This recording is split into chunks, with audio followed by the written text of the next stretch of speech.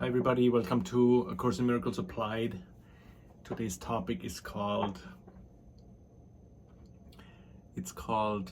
Going Home with Jesus, and the subtitles is Come to Papa. That would be the title, Come to Papa. I've been thinking about doing this for a while, and I guess today's the day. I want to start this off with, first of all, we're going to read mostly from chapter 8, section 4, which is called The Gift of Freedom. And there, it almost is as if you have the previous chapters, that is just the regular course material, Jesus just basically lectures and gives his teaching. And then you have the gift of freedom, where he suddenly completely switches and gives you his view of his relationship with us, with you and with me and with everybody that teaches the course. Sorry. So he switches over, and it is then very, very, very personal. Almost like a pep talk between him and us, about what we can do to come to him and do this, go on this path with him. As a little bit of an introduction, I wanted to talk to you a little bit about my own experience with Jesus. It started out in kind of a weird way. I'm raised Catholic, and we had a lot of, we went to church every Sunday and stuff like that, but I never was practicing at all. I never prayed or something like that. There was a lot at school that we went to, religion, it was called, the curriculum, but I never had any kind of personal experience or anything like that. And I came to the course because I ordered the wrong book to the library. There was a 92, I think, and a different book came in it, and it had quotes from the course in it, and I read it, and I started crying when I read it, and so I ordered the English version because the German version wasn't available in 92 in Germany. I think it became available in 94. So 91, 92, I got the English version of the course, and I tried to translate it. I tried to translate the first 50 miracle principles, and I had absolutely no clue what it meant whatsoever. Not only was it the English-German translation difficult, what it said then, I had no idea, but the only thing I knew was that this was my path. And I since then, that was the only one I really took. I had read a lot of spiritual books before, New Age and stuff, and I gave them all away, and the course became my number one or my only path. At the same time that happened, a little bit before that, I started kind of praying to God, because I was in a lot of pain, a lot of emotional pain, and I started to pray to God. I had little notebooks that I wrote, just like, please help me with this. It was just filled with it. And then one day I was going over a flea market, and in Germany, in the town I grew up in, and out of the corner of my eye I see this painting, and I look over, and it's the cheesiest painting of Jesus you can possibly imagine. It's the one where he sits like this, looking up. His hair is like perfect. He's this white dude, the hair is perfect, and he's just praying like that. And the moon, it was so kitschy, and it was a heavy duty frame, and it was probably 4.5 feet by like 2 feet. It was a big sucker. So I bought it for 5 Deutschmarks. I could not buy it. And I schlepped it home. It took a while, and it was not easy to transport. And I put it on the wall in my room, and it was intense. You know, all of a sudden I have this Jesus painting in my room, but I started to kind of talk to him. It was literally 100% one-sided conversation, right? I talked to him, just like telling him all my woes, which was a lot, right? This one girlfriend broke up with me. I think I must have been like 27, something like that. This girlfriend, she broke up with me, and I was devastated. And I remember I was lying under this Jesus painting in a fetal position. Just please help me take this pain away. That was basically my prayer. Anyway, so fast forward, I was sending cookies to the publisher in Germany that was responsible for translating the course. I told the translators, hey, you got to hurry up because I need that book in German, because the English, I have no clue what it says. I remember, I think I did Forgiveness Offers Everything You Want, lesson 121 and 122, that I could understand. And then I got some black market copies of the first 150 lessons that I kind of then read and did at that time, but it was all very crude and kind of disjointed. But I wrote this note with a package of cookies to this German publisher, which made me get onto their mailing list. And I went on the mailing list because of that, and I got an invitation to a Course in Miracles seminar for 3 weeks in Turkey in the summer. I was the first to sign up. I had no money, but I somehow scraped it all together, and I flew to Turkey, went to the 3-week seminar, and it was great. We had four hours in the morning of class, and then we had time off, and the translator, Frankita, that did it, she was one of the translators, and we hit it off. She was 20 years older than me, and she took me in under her wing as her little brother, and we really had a good rapport. And she asked me one day, hey, why don't you, I'm going to Switzerland to do a couple of workshops, why don't you come with me and we'll do it together. Now you have to realize I had very little understanding. Looking back now, I'm a little horrified that I did that. I would not do that today. I had no understanding of the course at all. But doing the workshops made me understand it a little better. And one of the moments was, two moments actually. One was, I don't know where we were at a workshop, and we were, I think, in a hotel room or something like that in the evening. And we were talking about the course. No, we were listening to Ken's tape. I want the peace of God. And he said, in the tape, to say this, like the first line is to say these words means nothing, to mean these words means everything. And for the two of us, something clicked, and I'm so thankful for that, because what that did was, from the very start, from the first 2 years with the course, we both realized, and I realized, that this is not a course in the positive. This is not a course about love.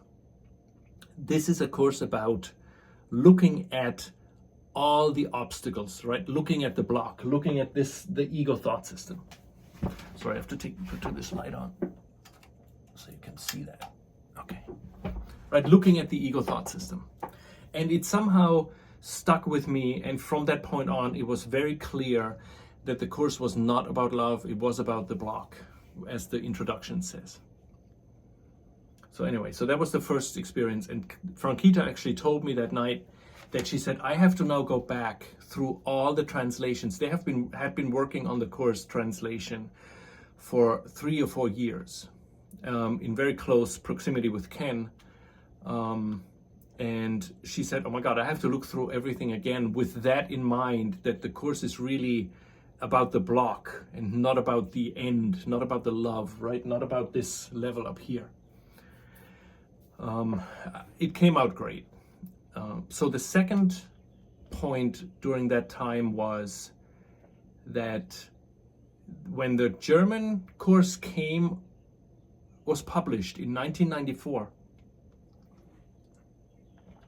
I think it was in September, they planned a tour through Germany, and the tour was with Gloria, Ken, Frankita, and Marianne, the other translator. And they would go to a couple of big cities, and one of them was Frankfurt, and Frankfurt was about an hour from me. So I met them there, and that was the first time I met Ken. And Frankita introduced me before the workshop, and she said, "Hey Ken, this is Stefan. He's good," whatever that means. And Ken said, "Is he a son of God?" In this like very funny, dry, "Is he a son of God?" You know, his humor. And so I really liked him a lot from the get-go. I also liked Gloria, and they did the presentation together.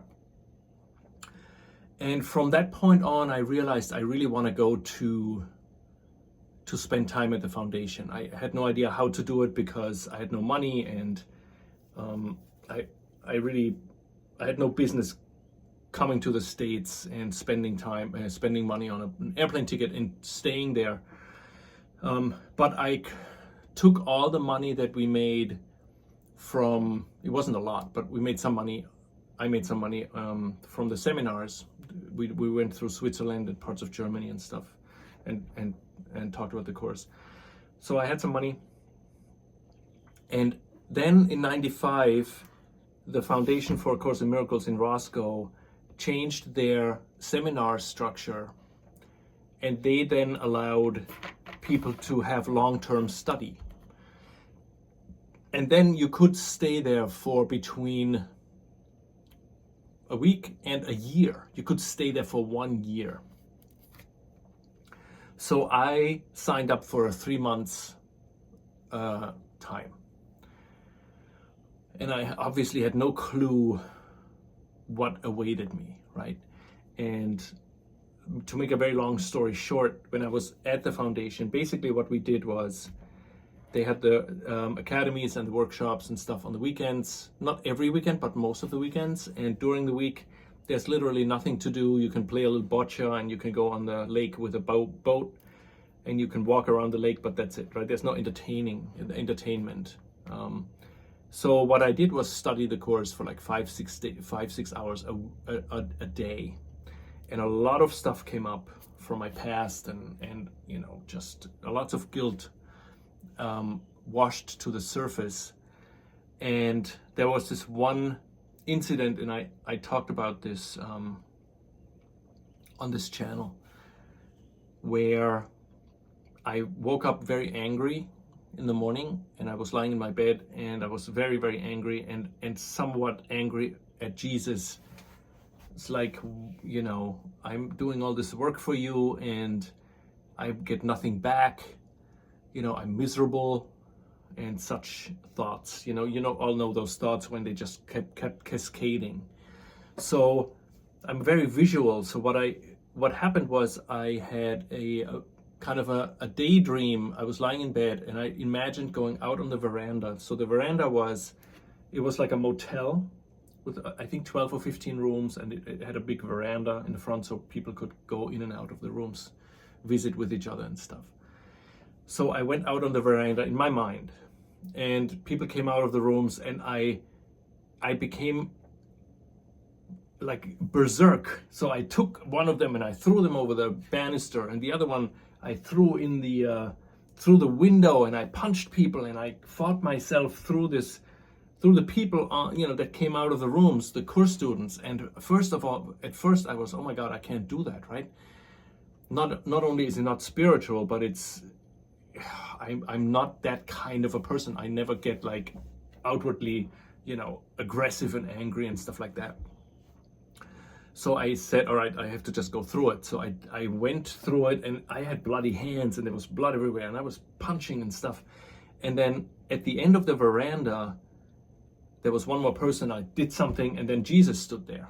right? He was classically dressed in a robe, like some kind of a rope around his waist, sandals, and he had the classic Jesus look. You know, I want to say this one because this is what kind of the image I had from the foundation. This one student drew him. So this was the image I had in my mind, and he stood there, and I had a sword in my hand. And without any moment of hesitation, I took the sword and I cut off his head. And I cut off his arms, and I stabbed him in the chest, and I turned the sword, and I sliced him open, and there was blood splattering everywhere. It was like Kill Bill, right? Blood everywhere. And I was screaming like, and then I rammed the sword into the ground, into the wooden planks of the porch. And I can see his body parts lying there, and the sword was kind of waving like this, right? When you put the sword in. But then from the bottom up, roots grew out of the sword, and the sword became a lily. I didn't have time to process it, and I turned around and looked back to where I came, and the veranda was completely clean, spotless, and Jesus stood there. And he was like 5 feet away from me, and he said, you can't kill me. And at that point, he opened his arms, and I kind of leapt forward and hugged him, and he hugged me. And I started to cry, I started to sob while I was lying in bed, right, thinking about this, imagining this. And this stayed with me for a very long time, and it kind of worked its way in my mind for a while that, love is literally, you cannot kill it, however much you try. And that became very important later on. But for that moment, I was kind of shaking, and it took me a couple of days to really get over that. And then I met my now ex-wife there, and we hung out one night, and we talked about the course, and suddenly it was as if this door opened, and this love came through that was unlike anything I've ever experienced before. And the only way to describe it would be, it was vast. And in real time, I spoke to Laura, and I said, if we were to, and it was personal, it was like Jesus. And I said, if we were to trust Jesus 100%, we would never have to worry about anything again, ever at all, right? And it was so clear, this overwhelming, unmanageable feeling of love. And until this day, this was the strongest experience of this love that I know. And interestingly enough, and I've kind of listened, since then I started listening to Ken, and I never stopped. And he talks in some of his workshops about that those moments, those revelatory moments are not the end. They're kind of the beginning of the journey, right? Because what it does is it provides not only a way of a true remembrance of the love that is there in our mind, right? But it also makes the contrast so clear. The contrast between the ego and the Holy Spirit became so crystal clear. What did not go away was the pain, because the pain it came out in all different kinds of ways, but the pain of being in the ego thought system, right? And now compared to this incredible love that is literally impossible to comprehend and to define and to talk about even. It's impossible to talk about. So that contrast became kind of the the guiding force for, that was in 96, so that's the next 28 years until now. And it changed my relationship with Jesus, whereas before I went to the foundation, it was kind of like he was my dumping ground for my bad feelings, right? I was like, I feel this and I feel that, and I just kind of dumped it all on him, and without taking any responsibility at all, right? It was all just like, this person did this and this, so it was just like, blah. But it kind of started to establish a little bit of a relationship, and I think he takes what he can get from us, right? He's like, all right, this is fine for now. But what this did was it switched the relationship to a more, over the years, it became more so that I could perhaps understand concepts a little better, and most of all, take responsibility for what I feel. And I had over the years experiences not with that intensity, right? I had experiences of his love, but what happens mostly is, when I say mostly, I'm gonna say 0.1% of the time, right? Is that this longing for his love is there, and together with the realization that I'm not ready to accept it, right? I'm not ready to accept his love, but I can tell what this is.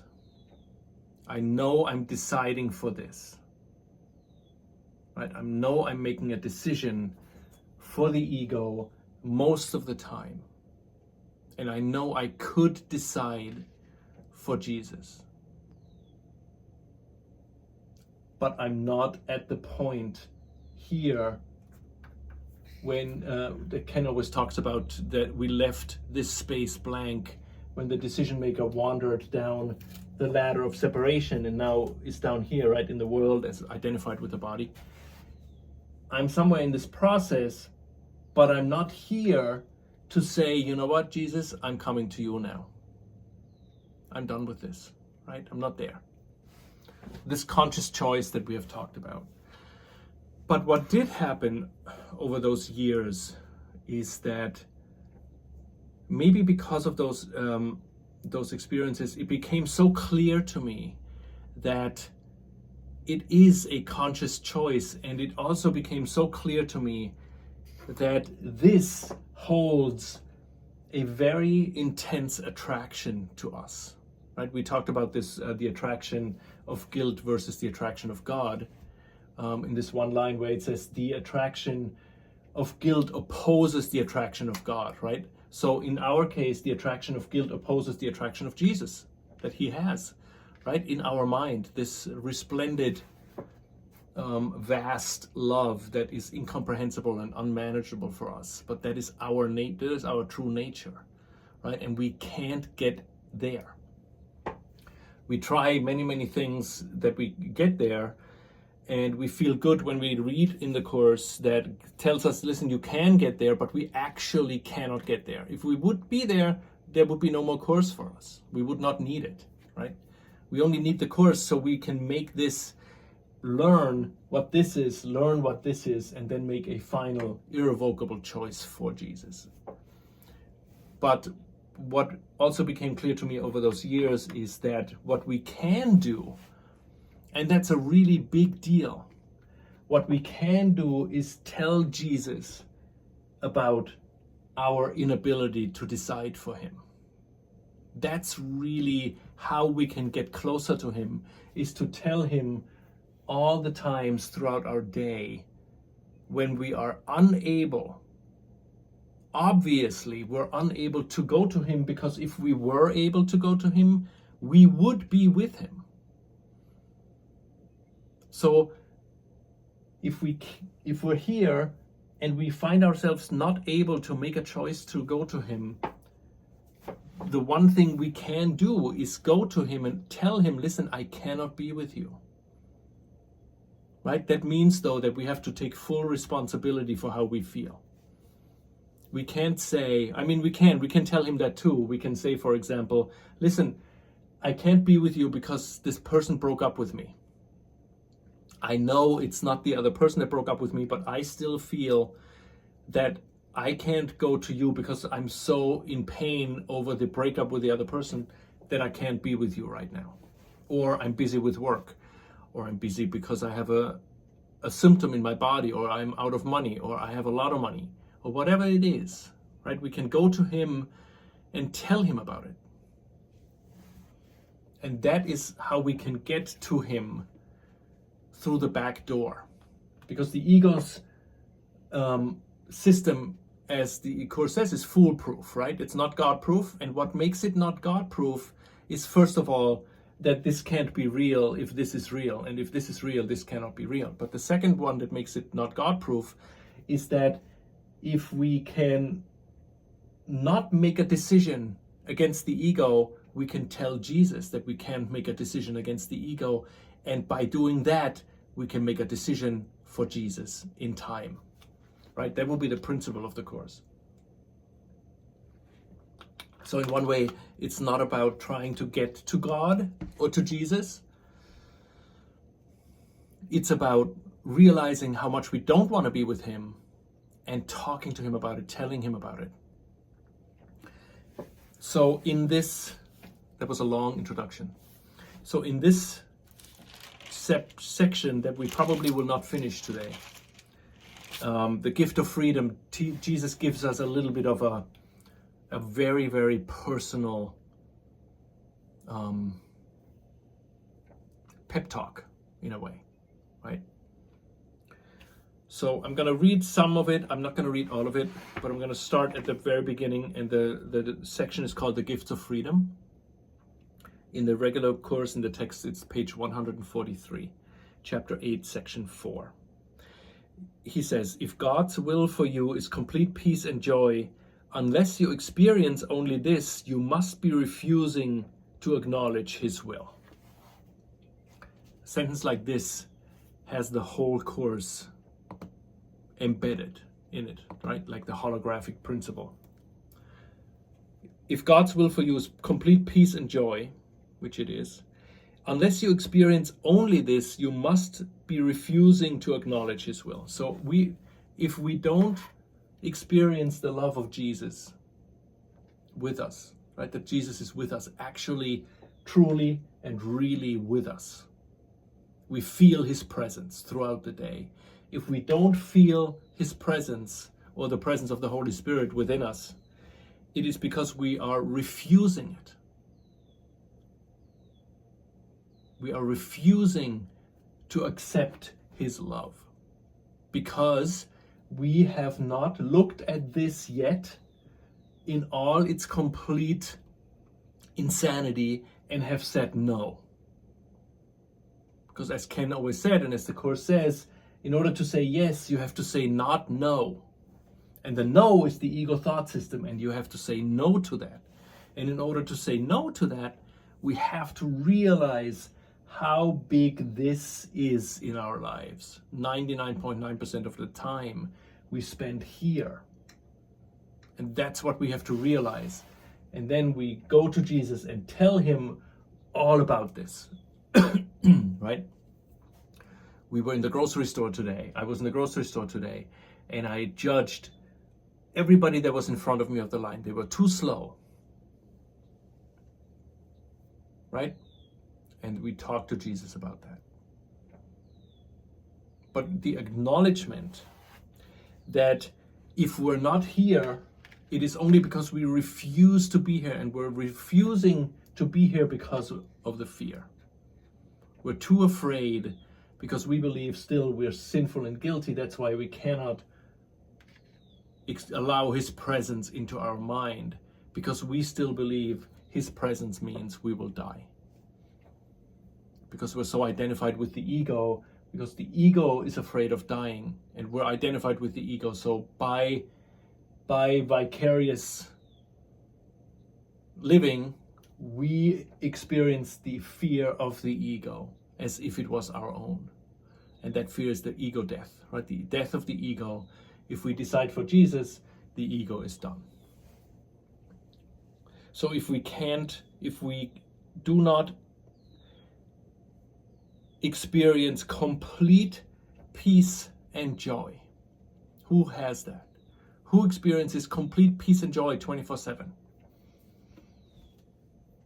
Independent of anything that's going on in the world.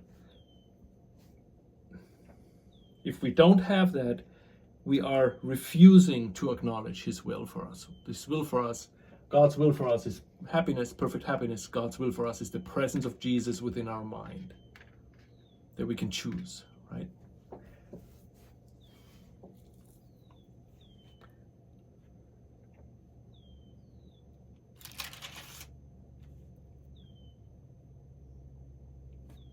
And then in paragraph 2 he says, then he starts with this very personal talk.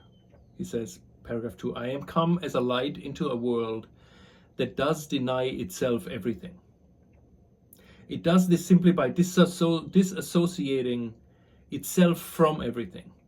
It is therefore an illusion of isolation, maintained by fear of the same loneliness that is its illusion. I said that I am with you always, even unto the end of the world. That is why I am the light of the world. If I am with you in the loneliness of the world, the loneliness is gone. You cannot maintain the illusion of loneliness if you are not alone. You cannot maintain the illusion of the ego if I am with you. Right? So what the whole course leads to, and this paragraph is a good example for it, is this active choice when he says, I am come as light into a world that does deny itself everything. We are the ones who deny ourselves everything. The everything being this, symbolized by the presence of Jesus within our mind. It is literally a presence that is closer than anything we can think of, because anything we can think of, even our thoughts, are removed. Jesus is much closer than our thoughts to us, but we block him out actively, and we deny ourselves everything because we're disassociating from everything. We are disassociating actively from the love of Jesus right now at this very moment. If we would not actively disassociate, we would feel that peace and joy that he talks about. And we're actively disassociating him because we're so afraid of it. Right? We're afraid to go back in the mind and decide for him. There's this example when you're, let's say you're in a room, in the room that you're in right now, and in that room is a murderer, and that murderer is after you. So it is impossible to stay in that room because you believe you will be killed if you stay in the room. So you leave the room, you go outside, and you make your life outside, never to come back in. You don't want to come back in because you believe there's this murderer inside this room. So you stay outside the room at all cost, right? Not to go back into the room because you're afraid. Until somebody tells you on the outside, seemingly on the outside, says, listen, let's go to the door and let's look through the little thing and see if there's somebody in there. And maybe open the door a little bit and see if there's somebody in there. We'll go together, right? That presence is Jesus. Right? He says, look at this door and go back into that room. Go back into your mind where you believe you have attacked God. And now he's after you, right? That fear that you have, that is in your mind, you think God is waiting for you to kill you, to take back the life you stole from him. Right? So that's why we are disassociating Jesus' love. And throughout the course, Jesus talks to us and wants to make sure we understand that this is not the case. But this alone, his message alone, is not going to do it. We can talk about God and oneness and Christ and everything until the cows come home, we will not get there because the attraction of guilt opposes the attraction of the presence of Jesus within us. Right now, if we're not here, we're making an active choice for our guilt.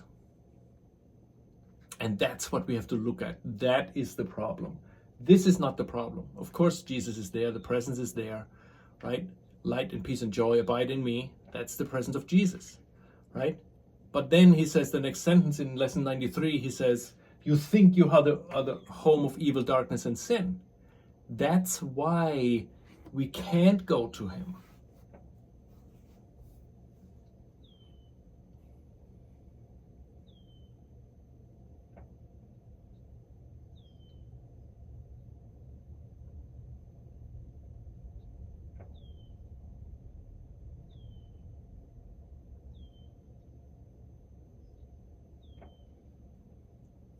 And then he says a little bit further down,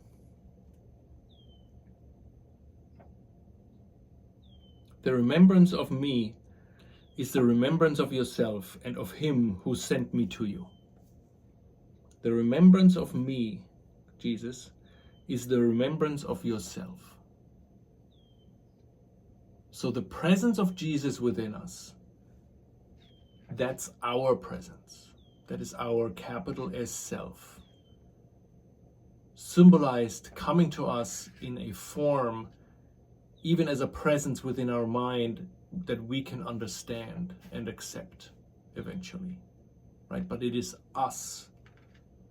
The presence of Jesus in our mind, our right mind is us. Not as we experience ourselves now, as this decision maker that is way down here, but literally once we make our way up here through this cloud of guilt, over here and over here, we will realize this is us, right? The presence of Jesus within us is our presence. We have dissociated from ourselves in such a big and magnificent, in the negative way, in the negative sense way, that we completely forgot that the presence within us that is Jesus is us.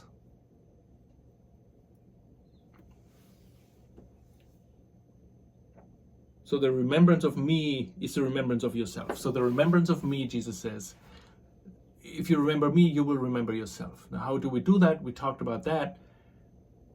Only to try to go to Jesus is not enough because of that attraction of guilt that opposes this. So we must go this way and look at this, but now we don't look at it alone. We don't look at this attack on God alone, because that, if we look on the attack on God alone, we will be afraid, we will fragment, we will make the world again, and we will be a victim of the world, identified with the world, right? We look at the attack on God, which is basically everything that we see, everything we do, every relationship we have is a mirror, an expression of that first attack on God. And we look at that with Jesus. And we tell him, we say, I'm judging the people in the supermarket. I do not love them. I'm judging my siblings. I'm judging my children. I hate my boss. Whatever it is, right? If we can talk to him and bring to him all this, which is based on the attack on God, which is based on our guilt of taking the tiny mad idea seriously, that is how we remember him. So in one way, Jesus says, don't bring me your yes. Bring me your no. Each time you say no to my presence, which is all the time, tell me about it. Talk to me. Come to Papa. I think this was Bruce Willis in Die Hard.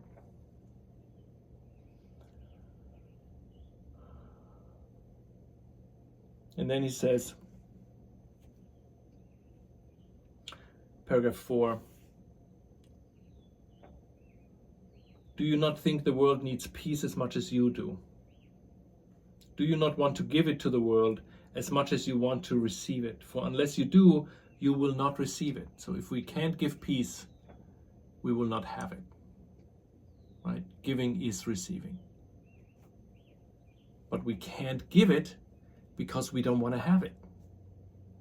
If we don't have peace, it's because we don't want to give it, because we're too afraid of what happens when we are at peace. The ego says the moment you're in peace, God will come down and take the life back you stole from him. That's why you need all those defenses. That's why we need conflict. We need problems. Right? We need wars. We need poverty. We need sickness. We need all that to shield us from this presence within us. And Jesus asks us to make it personal, to tell him, say, listen, I would rather experience the conflict in this relationship than be with you.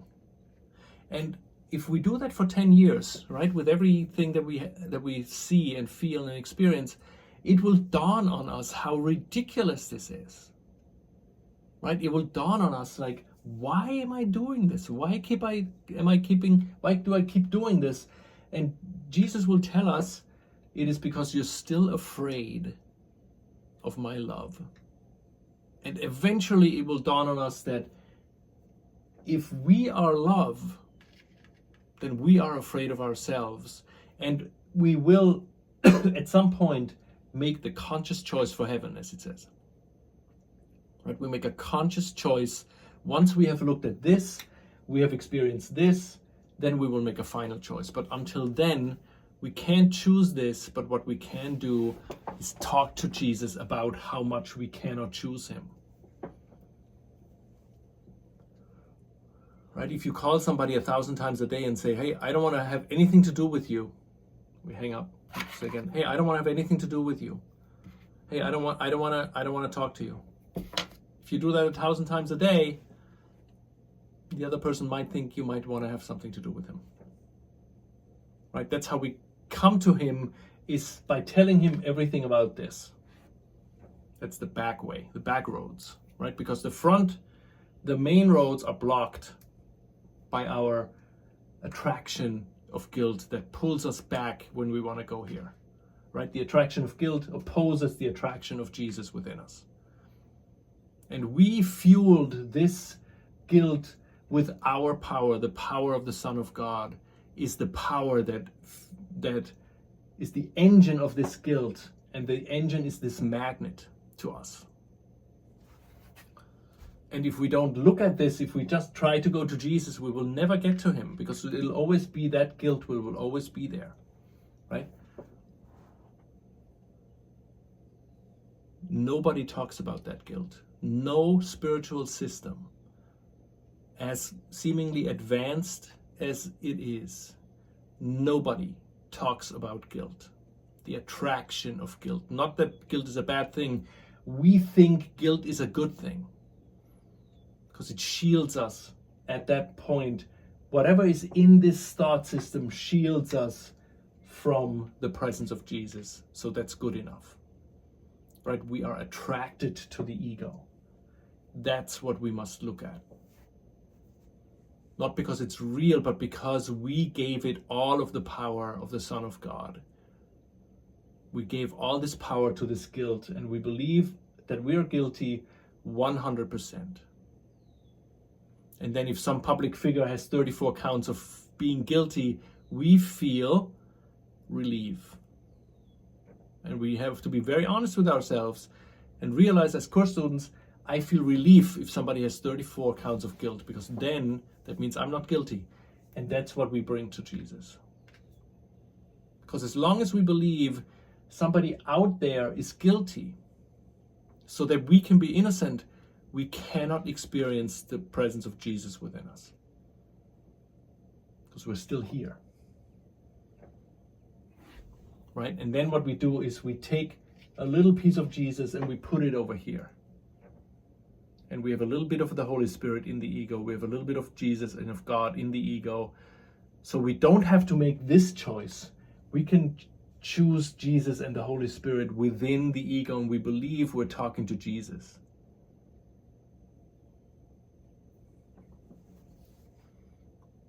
right? This love of the presence of love of Jesus, the moment we get in touch with, this is completely gone.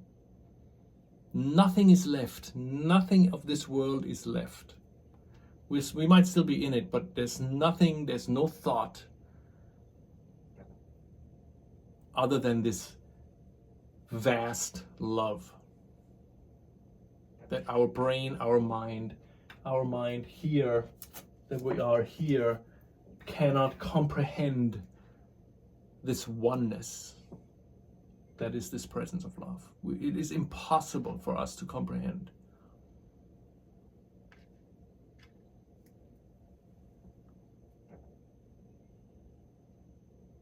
And then he says, you must accept guidance from within, right?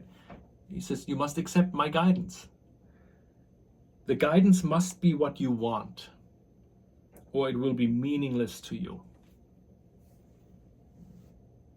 So we must accept his guidance, and this guidance must be what we want.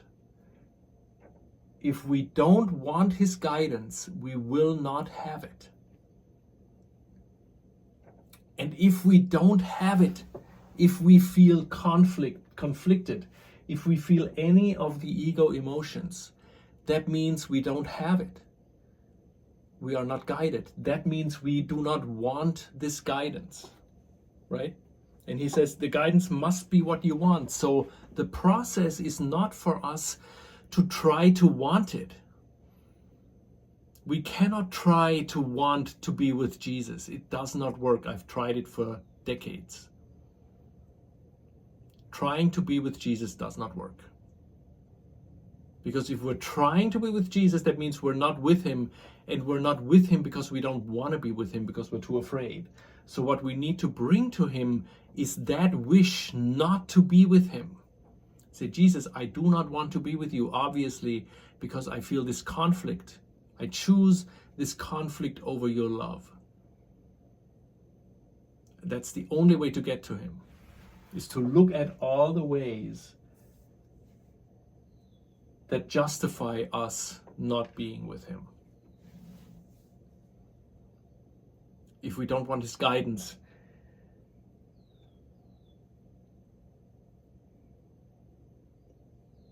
then the guidance will be meaningless to us, right? We will maybe believe we're guided here to go to a certain bus stop, like Helen in the beginning, right? Or go to a certain store, or say something to a friend. That's not what this is. This is not the presence of love. That could be a very, very beginning of the beginning of the beginning of getting in touch with something slightly bigger, but the presence of love within us is beyond anything over here and in this world. It might express itself in the world at some point, but the actual presence within us is not of this world. It is completely different than any of the emotions or thoughts or feelings we have experienced before. And that's how we'll recognize it. And then he says, that is why healing is a collaborative venture. I can tell you what to do or what to think, right? But you must collaborate by believing that I know what you should do. Only then will your mind choose to follow me. Your mind will choose to follow me. So if we don't feel like we're following him, which means we're not at peace, in this resplendent peace, that means we don't want to follow him. And that's what we bring to him. Jesus, I don't want to be with you right now. I hate your guts. I don't want to do this course. I don't want to love everybody. I hate everybody. That's what he needs. He's like, yes, we're getting somewhere. Right? That is the work, to look at the hatred, to look at this attack on God, and realize when we bring it to Jesus, we will eventually realize it has no effect. Because if his love is real, this whole thing is not. And then we can make a choice, right? One in the foundation, somebody came up with a phrase. He said, if you're directed, you're not affected. And if you're affected, you're not directed. You know, that's basically it. If we are affected by the world, we're not directed by Jesus. So how will we become directed by Jesus? We will become directed by Jesus when we tell him how much we don't want to be directed by him, how much we want to be identified as a victim of the world. We want that because that for us is the only way to get rid of the guilt in our mind, we believe. So the identification is our salvation, as the Course says. And if we tell Jesus, listen, I want to be with you, he's like, I can't help you if you tell me that, because it's not true. You don't want to be with me, because if you wanted to be with me, you would be with me. Right? You would accept that we are already together, but you don't want to accept it. You disassociate my presence within you, and you would rather have this. Because the attraction of guilt opposes this attraction of Jesus within us. And that's what he says, bring this to me. Healing is a collaborative venture. I can tell you what to do, which means tell me about your ego, he says, right? But you must collaborate by believing that I know what you should do. And Jesus says you should not try to come to me.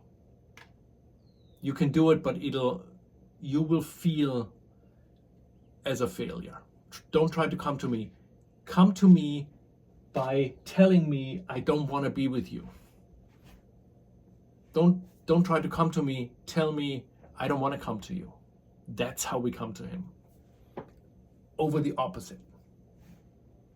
And that is what that lesson that very early on I heard, Ken's workshop, I want the peace of God. That's what that's about. To say these words is nothing. To say I want to be with Jesus is nothing. To mean these words is everything. Because if we would mean them, we would have it. If we don't have it, we don't mean it. If you're affected, you're not directed. If you're directed, you're not affected, right? If we have this, we will not be affected by this.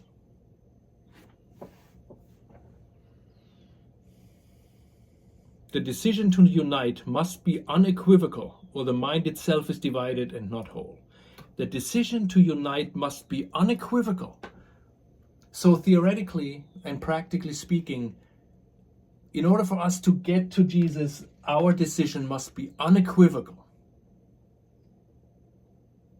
It can't be partial. Right? That alone tells us, okay, there's a little bit of work to do. Right? Because I'm not here. Part of me wants to be with Jesus. Right? I know that a certain percentage, small percentage, wants to be with Jesus. Otherwise, why would we do the course, right? We do the course. We're very diligent in doing the best we can with this curriculum in this crazy 1,200-page book.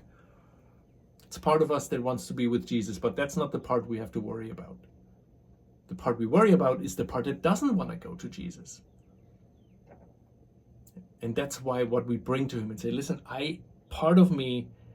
first of all, my decision for you is not unequivocal. Actually, my decision for the ego is unequivocal right now.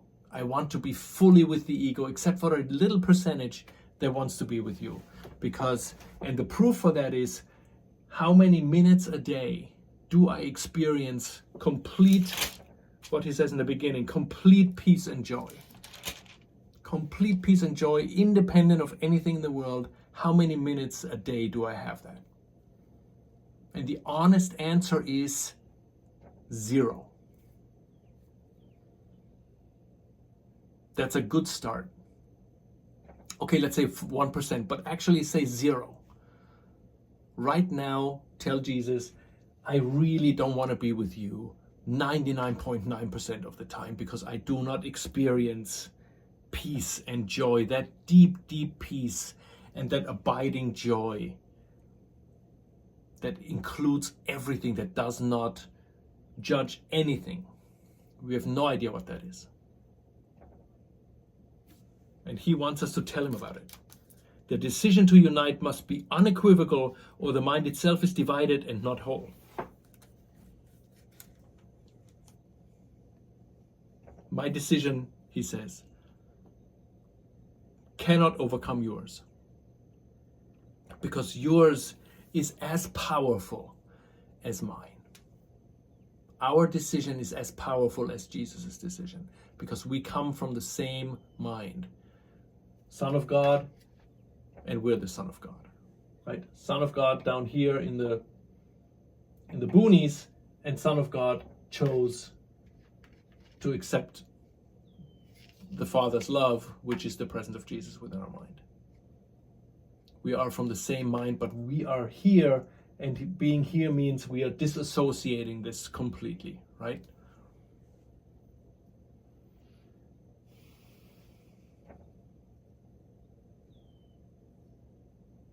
All things are possible through our joint decision, but mine alone cannot help you. That is so important. Jesus' decision cannot help us at all. He cannot help us at all. He's a presence of love within our mind. That's it.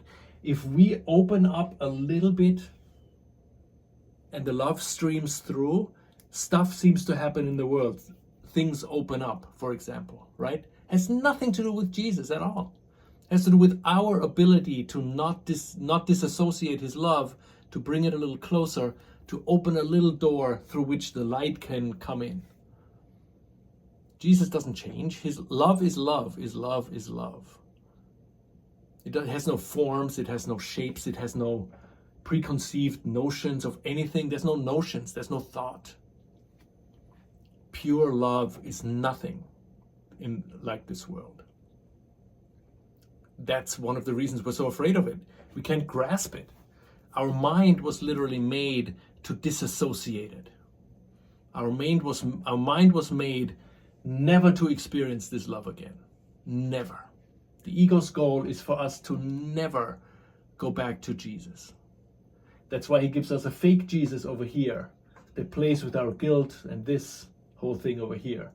But the ego would never let us get back to Jesus. So if we think we're with Jesus a lot, we should really look at that. If we are, then we're not affected by the world at all. And we feel love for everything and everyone 24/7.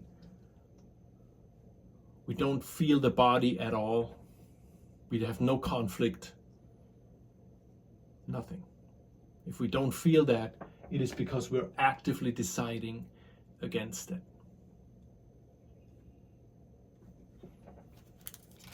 All right, I think I'm going to stop here and make this a two-parter, because we still have more than a page to go. And I think I pretty much said what I thought I wanted to say. Okay. See you soon. Thanks for watching.